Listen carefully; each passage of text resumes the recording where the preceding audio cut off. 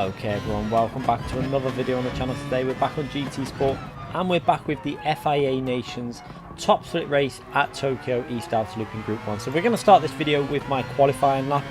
It was quite a nice run we did in qualifying. There was a few points, I'm going to point out the little errors that I made on the lap, but overall it was a decent lap. Unfortunately we didn't get much of a slipstream. We got the slipstream to start the lap, you can see in front of us off P14, but as we go over the line you can see there the line is pretty much coming up there.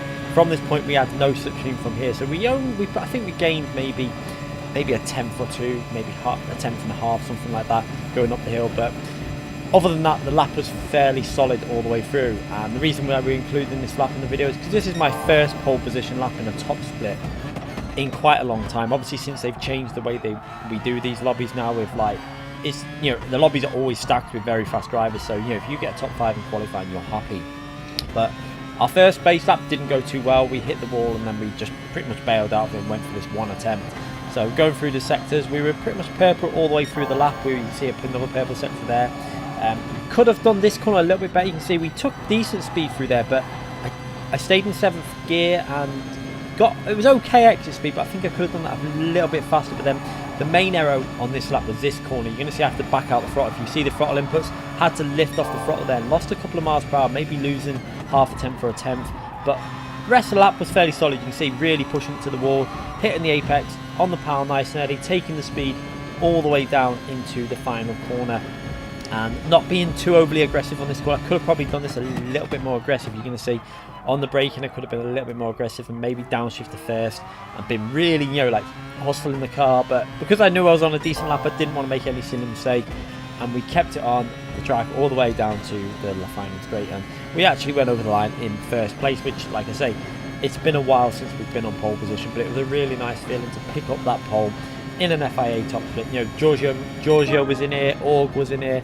There are a lot of very fast drivers throughout the grid, so we could have probably gained another few attempts, maybe hit a 37.0, something like that. But like I say, we didn't have any other slipstream to work with. It was all about ultimate pace with no real slipstream in front of us, so reasonably happy. So we're going to go through the grid, starting from P1 myself. Not necessarily the best place to be starting. We all know about this track. PR1 there in P2.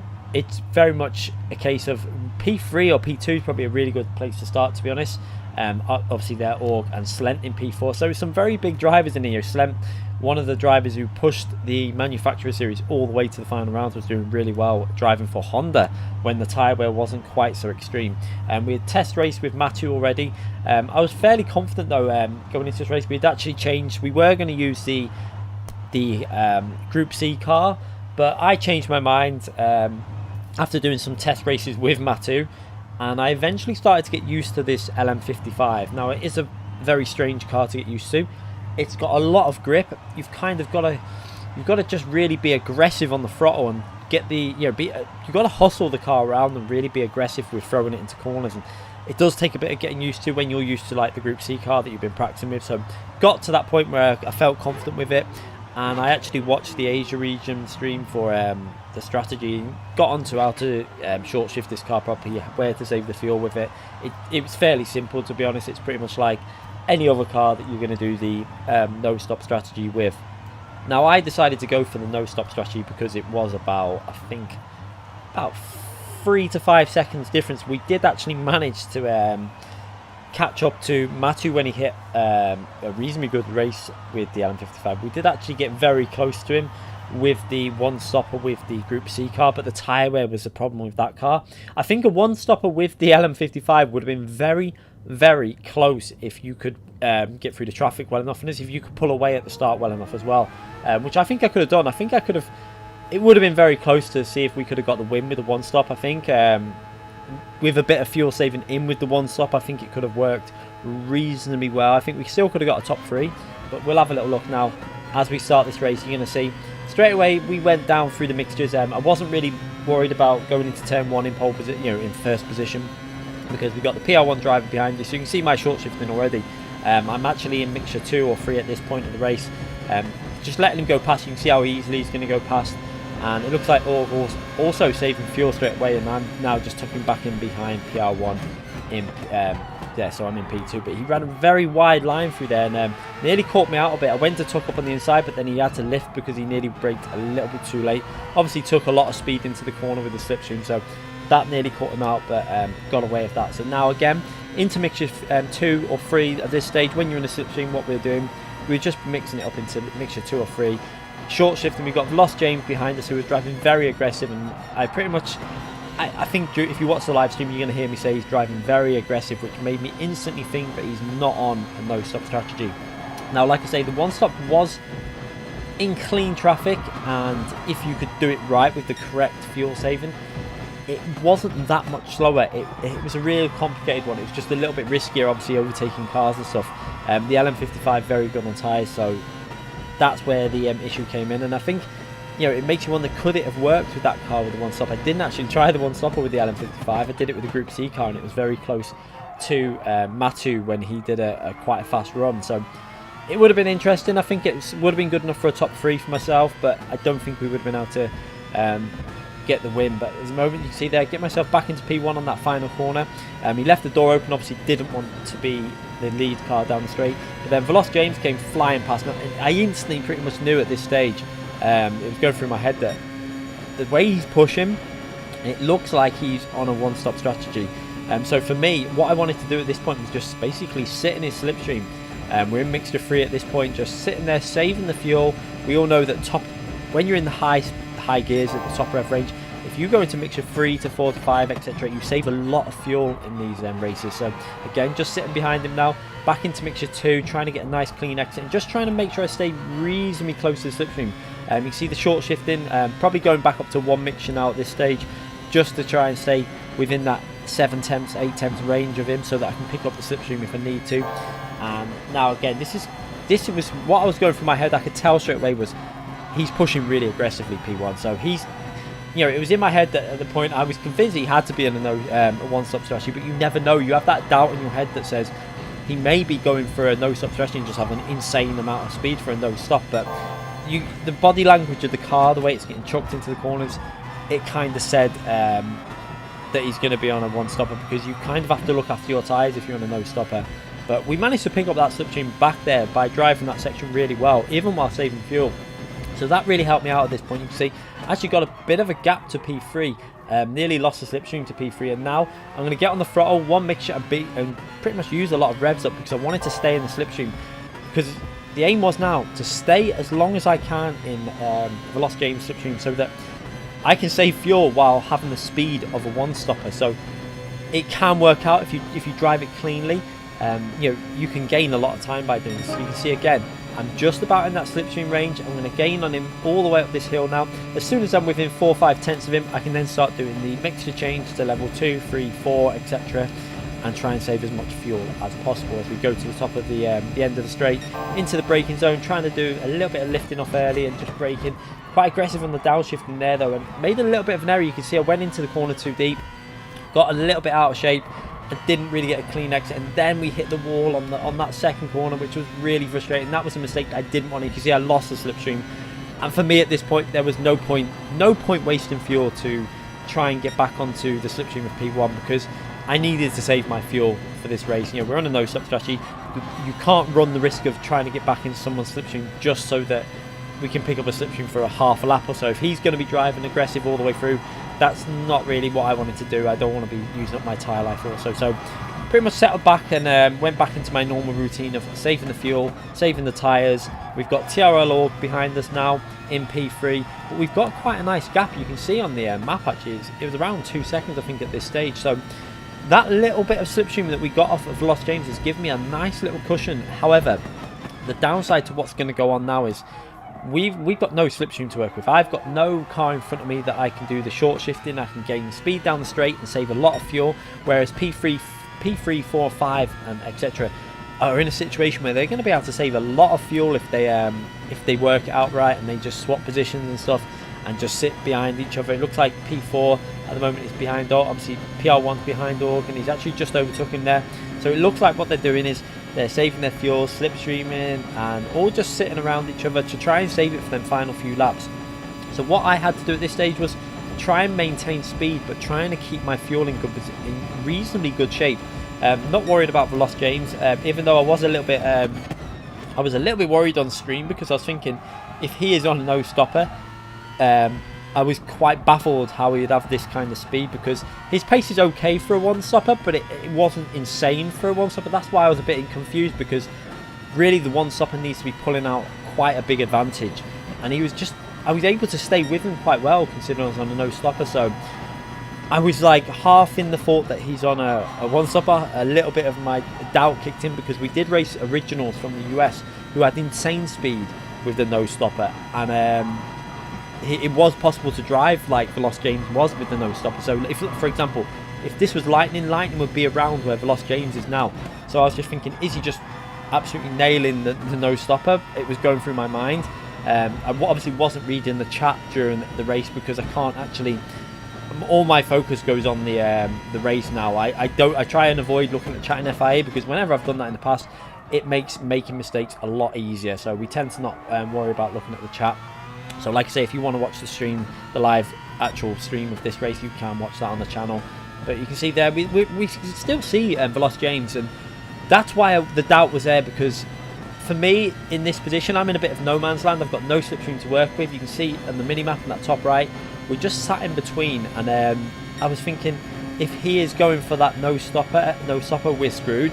It looks like we're battling for P2, but then something in my head was telling me, like, you know, he is driving too fast on the straights, because it was the straights where he was gaining the corners. I wasn't really losing that much time to him, even though I was fuel saving. So that's what made me think maybe he's just driving it really aggressively, burning up that fuel, going for the one stopper. PR1 behind us, maintaining that nice range. You can see it in the bottom right hand corner. He's just under 2 seconds, around 2 seconds behind us, I think, at this stage. And maybe he saved enough fuel in them early laps behind Org, them 2-3 laps behind Org, to really give himself a nice situation. I had that little bit of luxury of being behind Veloz James, but I had to use a little bit of fuel up for that, but then that gave me the 2 second lead. So it is really like, it was a strategy really. I felt it was safer to go and push that little bit and try and get a bit of an advantage while I had someone who was pushing aggressively and use their slipstream, because I would rather be out of the battling. It's always safer at a track like this, because if someone makes a mistake, they ricochet off each other. You pick up 10-second penalties, 5-second penalties, and it can get messy. So at least the way it's going in this race so far, it was all about just driving my own race. You can see, trying to keep it nice and smooth into the braking zone, trying to make sure I stayed very tight to the apex on that corner. That's one corner it really does benefit you, especially with the grip the LM55 has. Like I said, it's a car that takes a little bit of getting used to, but once you get used to the amount of sheer grip this car has, you can just get on the throttle, you literally stamp on it, and it doesn't lose any traction off the rear. And that's why it was so solid out of that final corner, because, for example, the Group C car was a nightmare out of that car. It really became tricky when the tyres started to wear. So it was one of them. I think if the Group C car would have had more tyre life in it, considerable amount more tyre life, the one stopper might have been an option in that car, and it might have been possible to beat my pace in this LM55. I would have been interested to see what a one stopper would have been like in the LM55, because I think it would have been quite competitive, because you can save a lot of fuel and maintain good speed in this. As we go through to start, obviously starting lap 6 now, we've got 4 more laps to go, and you can see we still got that gap to the drivers behind. You can see it on the bottom right hand corner, but they are gaining every now and then slowly. So that little bit of extra fuel that they've saved through the early part of the race, they're like slowly was inching back to me. So I had to just keep fuel saving, trying to push with mixture 2, mixture 3 through the corners. So far driving reasonably well. There was a couple of errors that we did when we were behind Veloz James that really frustrated me a little bit, because I think I could have stayed in his slipstream for a little bit longer, because we were quite competitive through the corners when I was looking at the gaps. It was just on the straights where he was gaining, but if we would have had that slipstream, we would have obviously been able to save the fuel. However, then you would have had the dirty air to kick to obviously play with, and it would have been a little bit more difficult and a little bit probably more risky to push that aggressively through the you know, the really fast chicanes and stuff under the bridge with the dirty air. But you can see behind us, PR1 getting ever closer. You can see him in that bottom right corner in that replay camera. You can just see there, they're verging on the slipstream as Veloz James goes in the pits, and that was what I needed to see. A nice, I mean, it was kind of like not sure, because I expected him to be a little bit further up the road, and the fact that he had only had 9% fuel in when he went in on that lap, I kind of thought that he'd had a bit more than that if he was going for that strategy. Obviously a little bit too aggressive on the fuel. Needed to be using maybe mixture 2 through the middle sector, where you don't really lose too much time by using it. You actually save a bit of front tyre life as well. So maybe he was, I don't really know whether he was using the mixture 2 or what, but I was quite surprised to see him using that much fuel. So at this stage I was kind of thinking the win is on, you know, we've got a chance of the win. However, you can see Matty there behind us. We had a great race with Matty in the Group 3 race as well at this track. Another driver who's very, I don't know what it is, it seems to be the same drivers that seem to do well at this track. I quite like this track as well because I like the fast flowing corners, but now we've got Matty behind us in our slipstream. And is he going to go for getting in the lead? I was kind of hoping he'd push really aggressively and then I could pick up his slipstream. But it looks like what he's going to do is try and sit behind us and again use my slipstream to help him out. But I didn't get too distracted. I just wanted to concentrate on the way I was driving it, the fuel saving that I was doing, the mixtures that we were running, and we're now coming to the end of lap 7 and we're still in the lead in this race. We've you know, I know Veloz James obviously was in the lead for the first few laps, first 6 laps or so, but he was on a total different strategy that pretty much put him out of the top 3 as soon as he went in the pits. I was confident that he wouldn't, with the gap that he had when he went in the pits, I was pretty confident he wouldn't be able to get back into the top 3. So now, working our way down the straight, about to start lap 8 with just obviously 2 more laps to go now.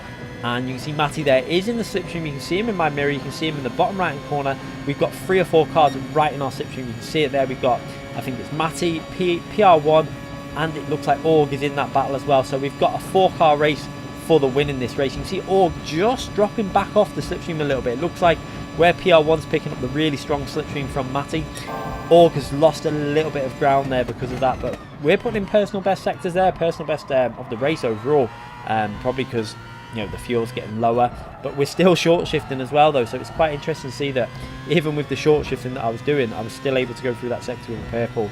As we now start the penultimate, we're obviously on the penultimate lap now, so it's really important to hook these corners up. This corner was really important, so I tried to really go for it round there. Yeah, we got really worn tyres, so it's going to be hard to carry too much speed, and you can see I actually did that quite well. And it looked like Matty made a little bit of a mistake, so I just said, I think it was on the stream, I'm going to go for it. He's made a mistake, so we went quite aggressive. You can see me pushing it now. In one mixture he was, we ran a little bit wide there. Should have downshifted it to second gear, lost massive momentum. That was a little bit frustrating because that was probably costing me about 3-4 attempts, because we actually lost a lot of momentum through that corner. So if we would have just downshifted, we maybe would have gained 2-3 attempts, something like that.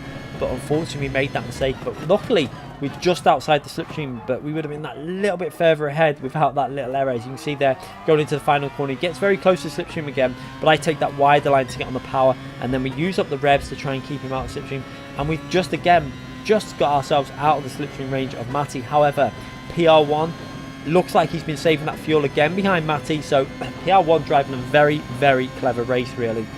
Always sitting in the car behind. It can be a risky strategy doing what he was doing, because, you know, if a car makes a mistake, it can really hurt you. But then again, in these top split lobbies with drivers, when you're at the front in the top 5 positions, it's quite rare that drivers make massive errors. So it probably was a better strategy to do, but I just wanted to stay out really and try and maintain the lead in this race, as we now got PR1 behind us with possibly a little bit more fuel than us. You can see him behind, and it's really important. I've got to try and hook these corners up now for the final lap, and try and not let the pressure get to me.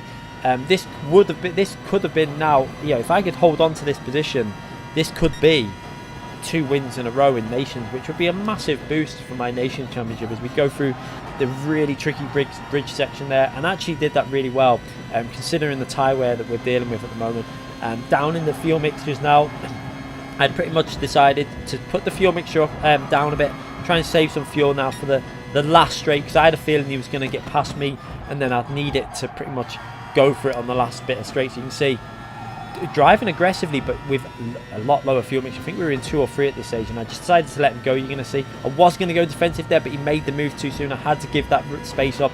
And now watch very clever driving by PR1. He squeezes me over and makes me take a really wide line and get on the marbles a bit, and then I don't have the grip on the front end because we've gone on their marbles, and that cost me a vital few attempts there. You could see I lost a bit of traction getting on the power, but now I'm going to try and pick up the slipstream. I have to do short shifting though, frustratingly, because of the fuel situation. We're very close to running out of fuel. I don't know if I would have had enough to just drive it 100% all the way to the finishing line. And we marginally, another 100, 200 meters on that straight, and we would have had P1 back. But very good job to PR1 there for picking up the win in that race. Very tactical driving, but I was really happy to pick up a P2, to be fair, because I had no slipstream through the race. We had that one lap pretty much where we picked up Lost James' slipstream and managed to get ourselves a little bit of a boost. But other than that, no slipstream, and did really good fuel management throughout the race and pick up a very solid P2 from that race. Taking a look at the point situation, you can see we're now into P2, and we hit that position last time, but we've gone up in the overall rankings to P24. So we're in that top 24 now in the Nations, which is quite a decent result so far in Nations. Having a look at the domestic closer, you can see that we've built up a nice solid gap to P3. So we're pretty much in the middle right now between P1 and P3. So if we can keep pushing some decent results, we might be able to get a little bit closer to Adams, but I don't think we'll have the ultimate pace and ability to get right to the top. But anyway, I hope you enjoyed that race. I thoroughly enjoyed it. It was a really entertaining race to be involved with, so you can check out the live stream if you want to. Also, make sure you subscribe to the channel if you want to see more races like that, and make sure you hit the notification button so you don't miss any future videos. Thanks again for watching, everyone.